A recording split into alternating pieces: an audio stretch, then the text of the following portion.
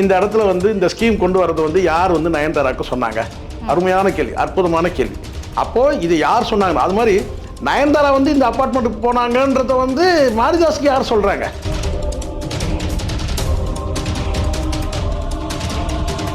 உண்மையிலேயே மாரிதாஸ் வந்து ஒரு மானமுள்ள ஒரு மனிதனாகவே நான் நினைக்கிறேன். இதுக்கு மட்டும் பதில் சொல்லுங்கள். குஷ்பு வந்து தேசிய மகளிர் அணிக்கு வந்து பார்த்தீங்கன்னா வந்து ஒரு ஆணையத்துக்கு ஒரு உறுப்பினர் பதவி கொடுத்தீங்க. அந்த பதவிக்கு வந்து குஷ்பு வந்து தகுதியான நபரா?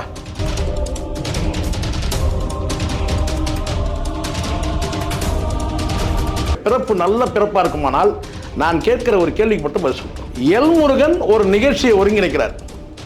அவர் வீட்டில் பொங்கல் நிகழ்ச்சி. எந்த புரோட்டோகால் அடிப்படையில் மீனா வந்து அனுமதிக்கப்படுறார்?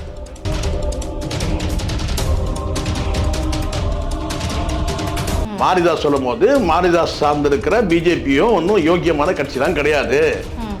நீ ஒரு முன்னாள் சட்டத்துறை அமைச்சர், இன்னைக்கு கரண்ட் எம்பி, நீ எதுனே அது வந்து எப்படி பார்த்தாலும் இன்னொரு மனுஷனுடைய மனைவி இல்லை. அதை நீ வந்து அப்படியே போகிற போக்கில் நான் கனவு கண்ட வெக்கமா இல்லையா? அவனுக்கு எவ்வளோ கேவலமான டேஸ்ட் ஆகும். டேஸ்ட் கேட்கணும்ல.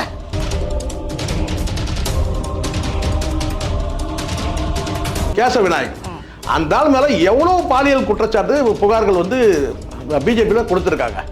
பேசுவியரா நீ? நீ யோகியம் தானே? பேசியிருப்பியா? இது வரைக்கும் பேசியிருப்பியா?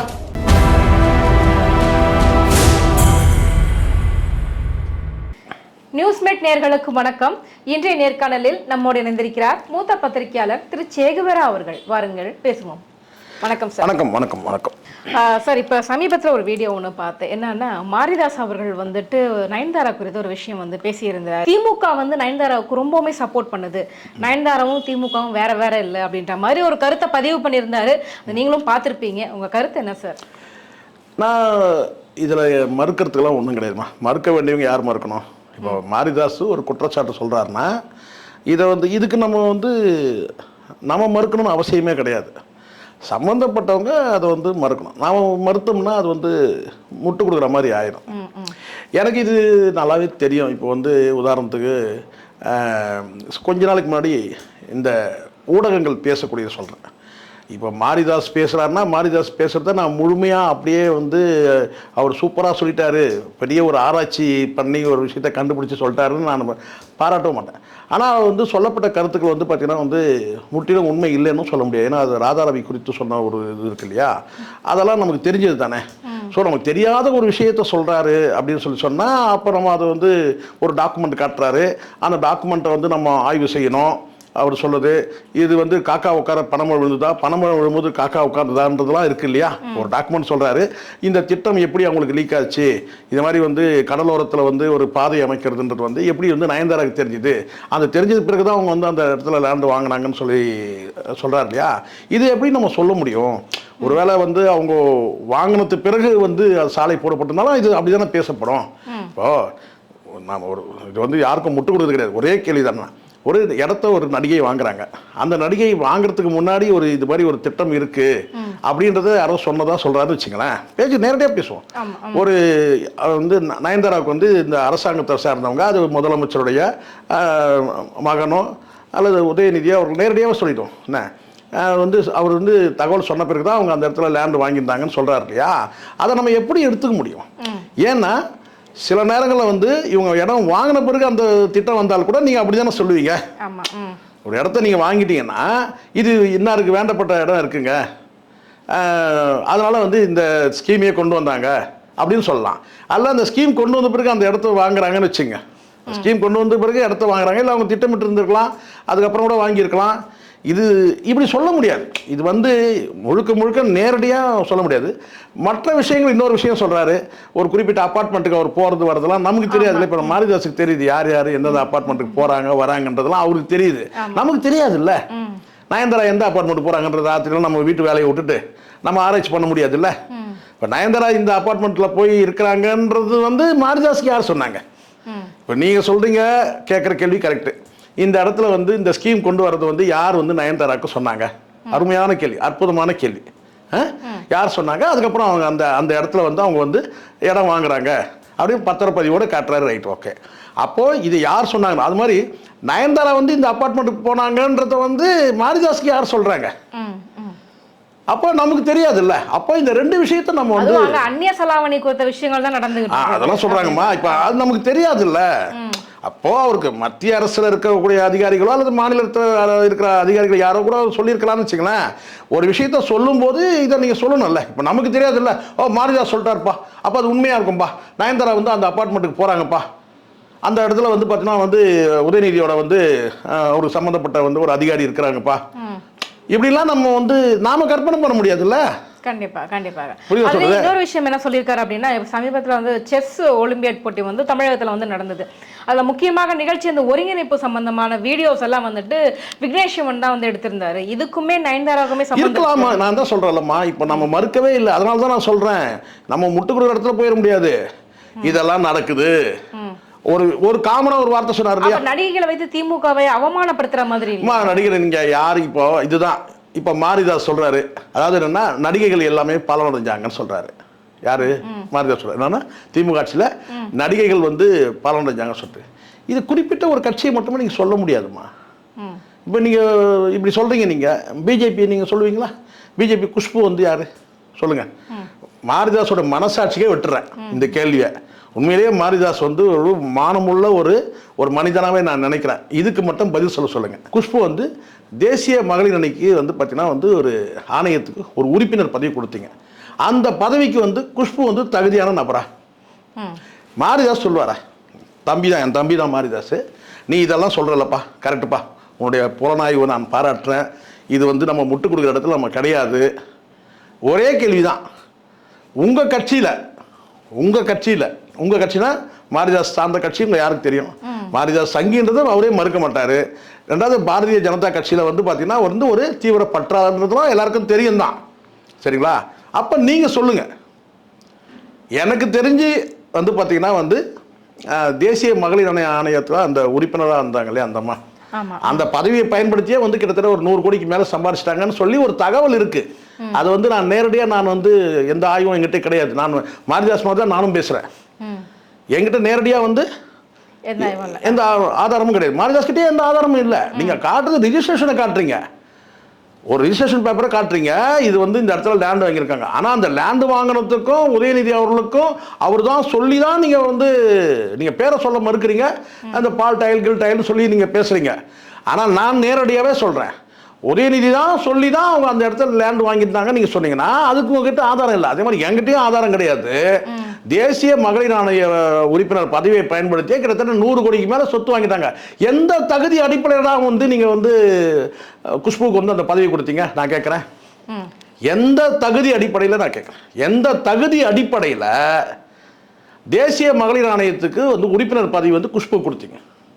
சொல்லுவியா? நீ பேசுவியா? நீ யோகியம் தானே? மாரிதாஸ் யோகியம், ரைட்? கரெக்டான யோகியம் தானே? இந்த காணொலி பார்க்குற அத்தனை பேர் என்ன நினைப்பாங்க? பா யோகியம். போகிற போக்கில் இன்னொரு வார்த்தையை நீ சொல்கிற, இவங்க தான் கிங்காக இருக்கிறாங்க, நடிகைகளுக்கு வந்து இந்த மாதிரி வச்சுக்கிட்டு இருக்க நடிகைகளோட தொடர்பு வச்சிருக்கிறவங்க தான் கிங்குன்னு சொல்லிக்கிறாங்க, கிங் மேக்கர்னு சொல்கிறாங்கன்னு போகிற போக்கில் விஜயம் ஒரு அடி அடிக்கிறார். கிங் மேக்கர்ன்றது அவர் தானே இப்போ சொல்லிட்டு இருக்கிறாங்க. நான் புரிஞ்சுக்கிறேன் அப்படி. அப்போ விஜயும் வந்து பார்த்தீங்கன்னா அந்த இடத்துல வந்து கிங் மேக்கரு நீங்கள் சொல்கிறீங்க, அவர் வந்து திரிஷா வச்சு சுற்றுறாரு, இவர் வந்து நான் அப்படி தான் நீங்கள் சொல்ல வரீங்க. அப்போ குஷ்பு நீங்கள் சொல்லுங்கள். சரி, இது போட்டோமா, எந்த அடிப்படையில் மாரிதாஸ் உண்மையிலேயே நெஞ்சில் கை வைக்கிட்டோம், உண்மையிலேயே வந்து பார்த்தீங்கன்னா மாரிதாஸுடைய பிறப்பு நல்ல பிறப்பாக இருக்குமானால் நான் கேட்குற ஒரு கேள்விக்கு மட்டும் பதில் சொல்லிட்டோம். எல்முருகன் ஒரு நிகழ்ச்சியை ஒருங்கிணைக்கிறார், அவர் வீட்டில் பொங்கல் நிகழ்ச்சி. எந்த புரோட்டோக்கால் அடிப்படையில் மீனா வந்து அனுமதிக்கப்படுறார்? இதுக்கு மட்டும் சொல்லுங்க. நான் வந்து உதயநிதி யோக்கியர், விஜய் அயோக்கியர், இல்லை யோக்கியர், இதெல்லாம் நான் போல. மாரிதாஸ் யோக்கியர், எது மானம் உள்ளவன், என் கேள்விக்கு பதில் சொல்வான்.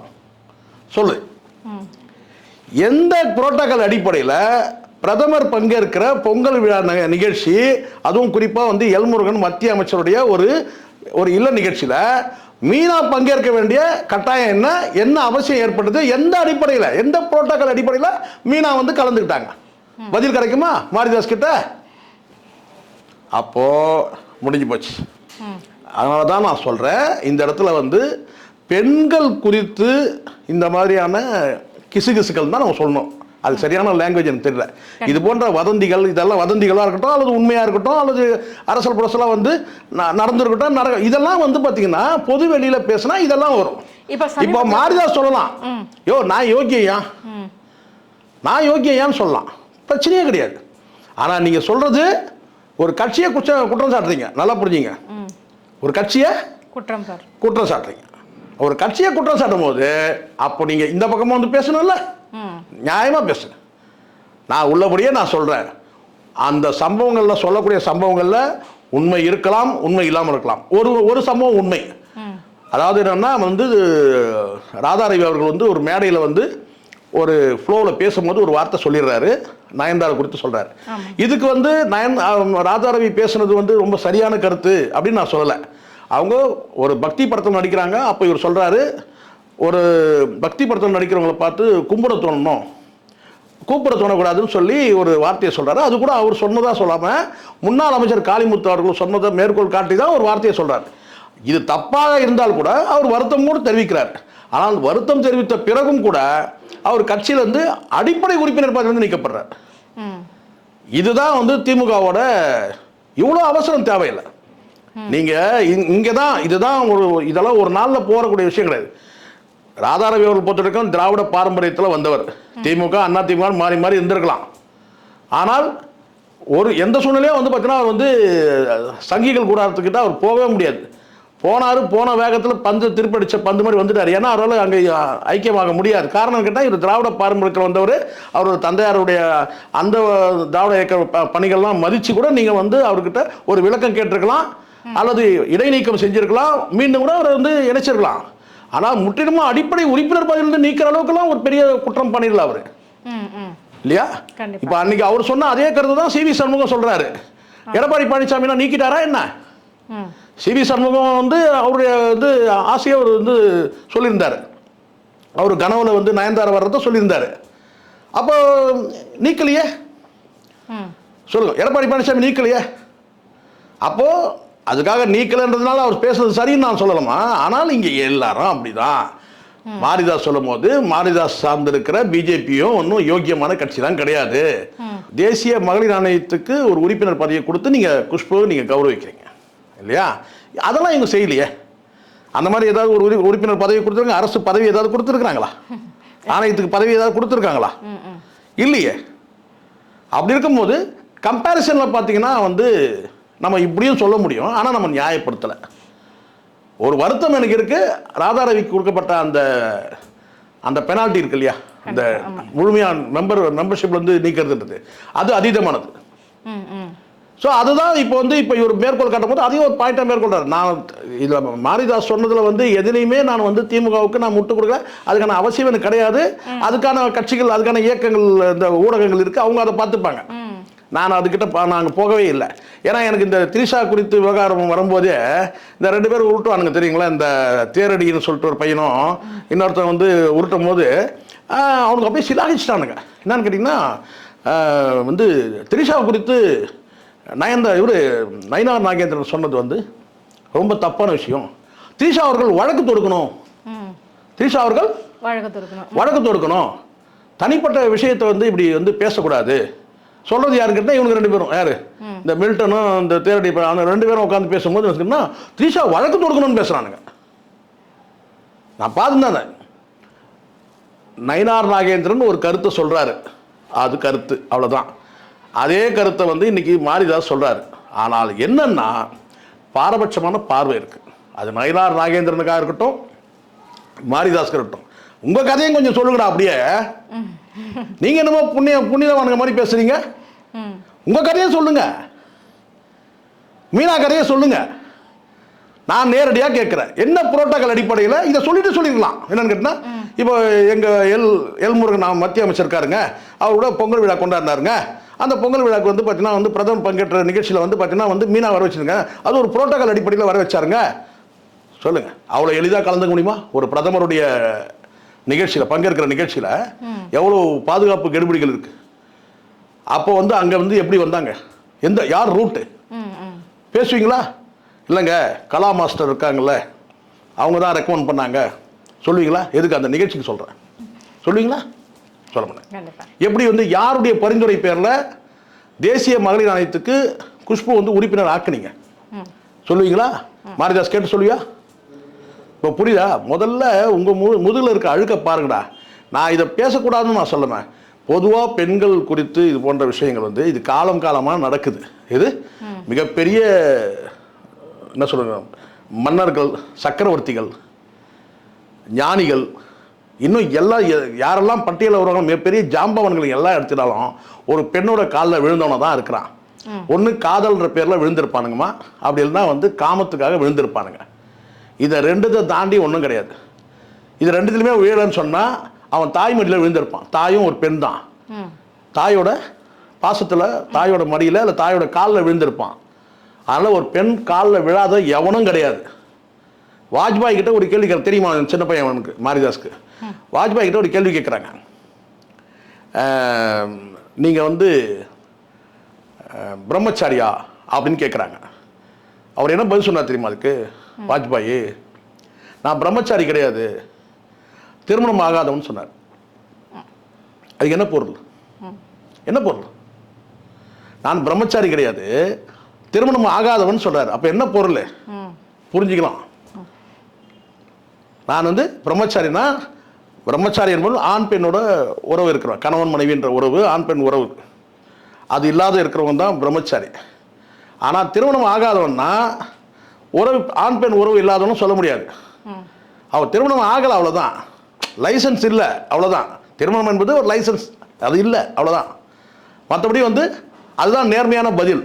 இதை தாண்டி நம்ம கொச்சைப்படுத்த முடியாது. ஒரு நல்ல தலைவர் வாஜ்பாய் வெளிப்படையாக அவர் தெரிவிக்கிறார். ஆமாம் நான் பிரம்மச்சாரி சொல்றதுக்கு யார் என்ன பண்ணிட முடியும்?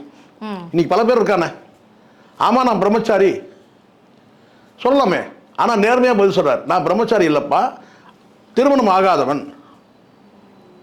ஸோ இதுதான். அதனால் மாரிதாஸ் போன்ற நபர்கள்லாம் உங்களுக்கெல்லாம் நேரம் நல்லா இருக்குடா.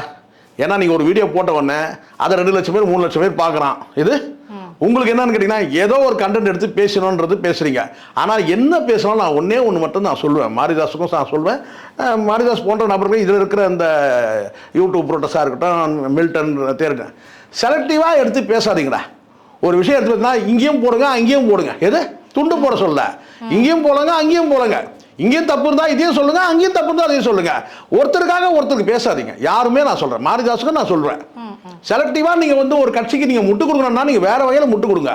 ஆனால் இது போன்ற ஒரு சென்சிட்டிவான விஷயத்தில் ஒரு பெண்கள் குறித்த ஒரு விஷயத்தை கொண்டு வந்துட்டு இவங்கெல்லாம் வந்து பொம்பளை பொறுக்கிகள், இவங்கெல்லாம் யோகியர்கள், உங்ககிட்டயும் நாறுது இங்கேயும் தான் நாறுது. புரியுதா சொல்லுங்க? பெண்கள்னு எடுத்தாலே இதில் பாரபட்சம்லாம் கிடையாது. நிவேதா பெத்ராஜ் கூட சமீபத்தில் ட்வீட் ஒன்று போட்டிருந்தாங்க, இந்த மாதிரி கட்சிகள் வந்துட்டு அவதூறு பரப்பிக்கிட்டு இருக்கிறாங்க, கட்சிகள் தான் வந்து பொறுப்பேற்றுக்கணும் அப்படின்னு சொல்லிட்டு. இதே மாதிரி நிவேதா பெத்ராஜையும் உதயநிதி ஸ்டாலின் அவர்களையுமே இணைத்து பேசுவது என்பது கூட தேவையில்லாத பிரச்சனையாக தான். நான் என்ன சொல்றேன், அதனால தான் சொல்றேன், ஆதாரம் பல விஷயங்களுக்கு வந்து இங்க ஆதாரம் இல்லாமல் செய்தி வரும், மறுக்கிற இடத்துல இருக்கணும். மறுக்கல்னாலே இது தொடர்ந்துகிட்டே இருக்குமா. என்னைக்கோ முடிஞ்சு போன இங்கே திருமணத்தை கடந்த உறவுன்னு ஒன்று இருக்குது. இது ரொம்ப விளக்கமாக சொல்லணுமான்னு தெரியல. திருமணத்தை கடந்த உறவுன்னு ஒன்று இருக்குமா, அதாவது மனமாகி இருக்கும், மனைவி இருப்பா, ஆனால் வந்து அந்த திருமணத்தை கடந்த உறவில் இருப்பாங்க. ஒரு சிலருக்கு திருமணத்துக்கு முந்தைய உறவு இருக்கும், அதாவது திருமணம் ஆகிறதுக்கு முன்னாடி அவன் வந்து சபலப்பட்டிருக்கலாம் அல்லது காதல் வயப்பட்டிருக்கலாம். இதெல்லாம் வந்து பார்த்தீங்கன்னா வந்து இதில் அநேக பேர் சிக்கியிருப்பானுங்க. காமத்தில் சிக்கல்னாலும் காதலில் சிக்கியிருப்பான், காதலில் சிக்கல்னாலும் காமத்தில் சிக்கியிருப்பான். இது வந்து திருமணத்துக்கு முந்தைய உறவு. திருமணத்தை கடந்த உறவுனா திருமணம் ஆன பிறகு மனைவி இருந்தாலும் கூட பார்த்தீங்கன்னா என்ன சொல்லுவாங்களா, கிளி மாதிரி பொண்டாட்டி குரங்கு மாதிரி கூத்தியார் சொல்லுவாங்களே. இதை சொன்னது விஜய் ஞாபகம் வருதுல்ல உங்களுக்கு? இல்லை சொல்கிறேன் நான், வரும் வாய்ப்பு இருக்குது அதுக்கு. சரிங்களா? அப்போது இதுதான் இப்போ இந்த இடத்துல வந்து நாம வந்து நான் கேட்டிங்கன்னா வந்து ஒரு விஷயமா வந்து ஒரு பொதுமைப்படுத்திட்டு, அதாவது கேட்டால் இதை எல்லாத்தையும் பொதுவாக்கிட்டு எல்லாம் இப்படிதாயா இவெல்லாம் அப்படிதாயா அப்படி சொல்ல முடியாது. இங்கே பெண்கள் குறித்து எந்த ஒரு அவதூறு செய்தியும் வந்து சுமக்காத, எந்த ஒரு வதந்திக்கும் ஆட்படாத அரசியல் தலைவர்கள்லாம் உண்டு. ஆனால் ஒரு குறிப்பிட்ட ஒரு தலைவர் வந்து இப்படி ஒரு பலவீனப்பட்டிருக்கிறாரு, இப்படி ஒரு செய்தி வருது, அப்படி ஒரு செய்தி வருதுன்னு சொன்னால் அதை குறைஞ்சபட்சம் நீங்கள் ஆதாரத்தோடு சொல்லுங்கள், தப்பு ஒன்றும் கிடையாது. ஆனால் அதே சமயத்தில் ஆதாரத்தோடு சொல்லும்போது அதை வந்து பார்த்தீங்கன்னா இன்னொரு விஷயத்தை அப்படியே மறைக்கிறீங்க பார்த்தீங்களா, அங்கே தான் சிக்கல். இப்போ நான் இதே தம்பி மாரிதாஸ் சொல்லும் போது பார்த்தீங்கன்னா உதயநிதி குறித்து சொல்கிறாரு, நடிகைகளோட தொடர்பு இருக்குன்னு சொல்லிட்டு அதை நேரடியாக சொல்கிறதுக்கு அவன் தைரியம் இல்லை. பால்டாயில்னு சொல்கிறான். நீ இதை சொல்கிறல்ல, அப்படியே இப்படி வந்து இந்த பக்கமும் சொல்லு. பிஜேபி சைட்லேயும் எவ்வளோ யோக்கியன் இருக்கானுங்கன்னு சொல்லு. அந்த இவன் மட்டும் தானே இப்போ நீக்கினாங்கல்ல, அந்த இவன் வந்து ஒரு பதவியிலேருந்து எடுத்தாங்கல்ல, கேசவ விநாயக், அந்த ஆள் மேலே எவ்வளோ பாலியல் குற்றச்சாட்டு புகார்கள் வந்து பிஜேபியில் கொடுத்துருக்காங்க. பேசுவியடா நீ? நீ யோகியம் தானே? பேசியிருப்பியா? இது வரைக்கும் பேசியிருப்பியா? அப்போ புரியுதுங்களா?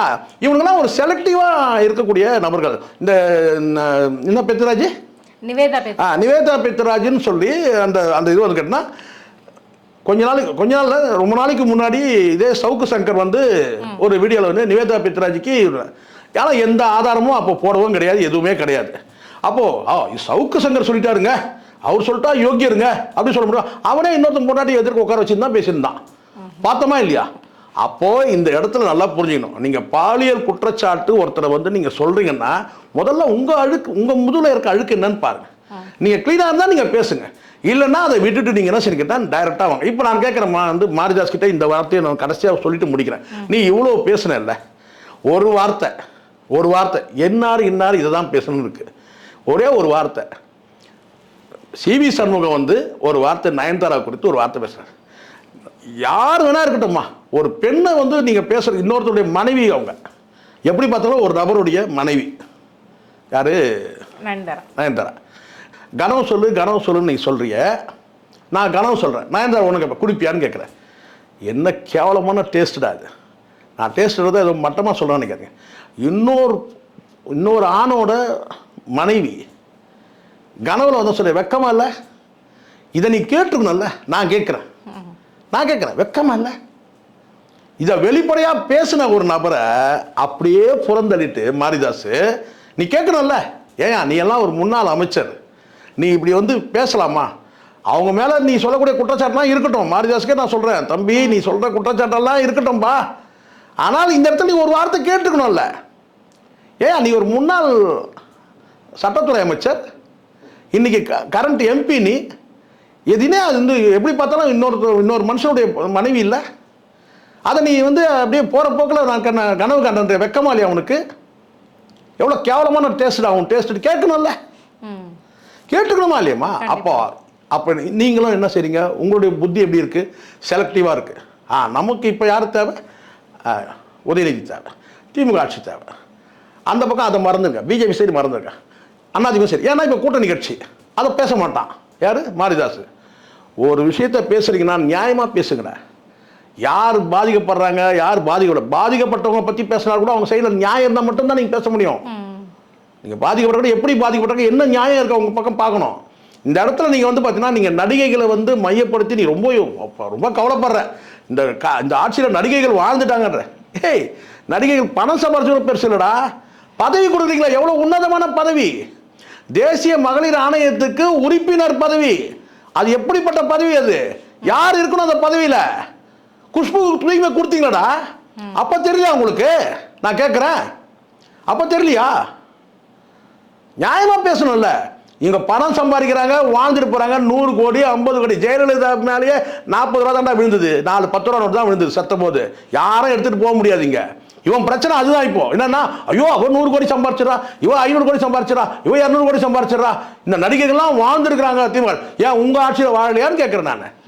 அப்போ மீனாவை கேட்கணும்ல. மீனாவுக்கும் வந்து பார்த்தீங்கன்னா குறிப்பிட்டு பல ஊடகங்களும் பேசியிருக்கிறாங்க. ஏன் எல்முருகன் கடந்து போறாரு? அப்போ நீ பேசியிருக்கணும்ல. யோ என்ன வந்து நீ ஒரு மத்திய அமைச்சராக இருக்கிற, உன் மேலே இவ்வளோ பெரிய புகார் வந்துட்டு இருக்கு, அடுத்தடுத்து எல்லாம் பேசிட்டு இருக்கிறான்னு சொல்லி நீ அதுக்கு விளக்கம் கொடுத்தியா? இன்னைக்கு வந்து உதயநிதி கிட்ட போயிட்ட நீ போ. ஆனால் இங்கேயும் போல, இங்கேயும் போயிருக்கணும்ல. ஏன் இந்த சிவி சண்முகம் இந்த தலையை சீவிடணும்னா பேசிடணும்ல.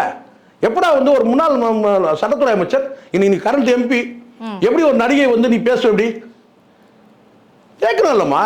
அப்போ இதுல இருந்து என்ன தெரியுதுன்னா, மாரிதாஸ் மாரிதாஸ். எங்க கேள்விகளுக்கு ரொம்ப சிறப்பான பதில் சொன்னீங்க சார், ரொம்ப நன்றி. நன்றிம்மா.